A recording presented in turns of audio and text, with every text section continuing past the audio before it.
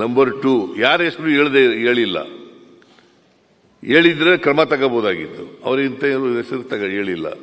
ಅದರಿಂದ ಮಾನ್ಯ ಅಧ್ಯಕ್ಷರೇ, ಇದು ನಾವು ಉನ್ನತ ಮಟ್ಟದ ಸಮಿತಿ ಮಾಡ್ತೀವಿ. ನಾನು ಡಾಕ್ಟರ್ ಪರಮೇಶ್ವರ್ ಅವ್ರ ಜೊತೆ ಕಂಪ್ಲೇಂಟ್ ಕೊಟ್ಟಿದ್ದಾರಾ? ಮಾನ್ಯ ಮಂತ್ರಿಗಳು ಹೋಮ್ ಮಿನಿಸ್ಟ್ರಿ ಕಂಪ್ಲೇಂಟ್ ಕೊಟ್ಟಿದ್ದಾರಾ?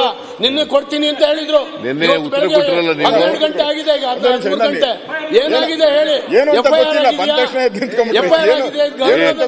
ಅವರು ಈ ಸಾಲ್ಸ್ ಸೀನಿಯರ್ ಮೆಂಬರ್. ಈಗ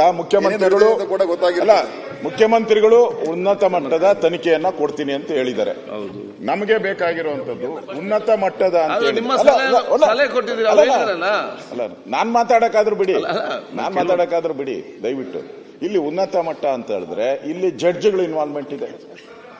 ಎಲ್ರಿ ಹೇಳಿದಾರೇನ್ರಿ? ರಾಜಣ್ಣ ನೋಡಿ ಪತ್ರಿಕೆಯಲ್ಲಿ ಬಂದಿರೋದು ರಾಜಣ್ಣ ಹೇಳಿದಾರೇನ್ರಿ? ನೀವೇ ಪತ್ರಿಕೆನೆಲ್ಲ ಕೋಟ್ ಮಾಡಿದ್ರಲ್ಲ.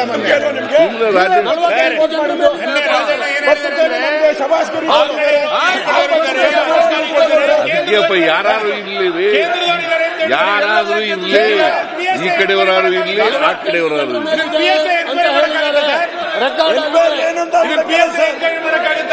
ಕೇಂದ್ರದವರಿದ್ದಾರೆ ಅಂತ ಹೇಳಿದ್ದಾರೆ. ಕೇಂದ್ರದ ಸಚಿವರಿದ್ದಾರ, ಕೇಂದ್ರದ ಕಾಂಗ್ರೆಸ್ ನಾಯಕರಿದ್ದಾರ, ಯಾರಿದ್ದಾರೆ? ತನಿಖೆ ಆಗ್ಬೇಕಲ್ವೇನ್ರಿ?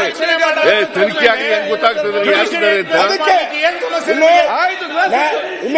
ಇಲ್ಲಿ ಕೇಂದ್ರದ ನಾಯಕರು, ನ್ಯಾಯಾಧೀಶರು, ಮಂತ್ರಿಗಳು ಎಲ್ಲ ಇರೋದ್ರಿಂದ ಇದನ್ನ ಜಡ್ಜ್, ಸಿಟ್ಟಿಂಗ್ ಹೈಕೋರ್ಟ್ ಜಡ್ಜ್ ಮುಖಾಂತರ ಮಾಡಿ, ಸಿಟ್ಟಿಂಗ್ ಜಡ್ಜ್ ಹೈಕೋರ್ಟ್ ಮಾಡಿ.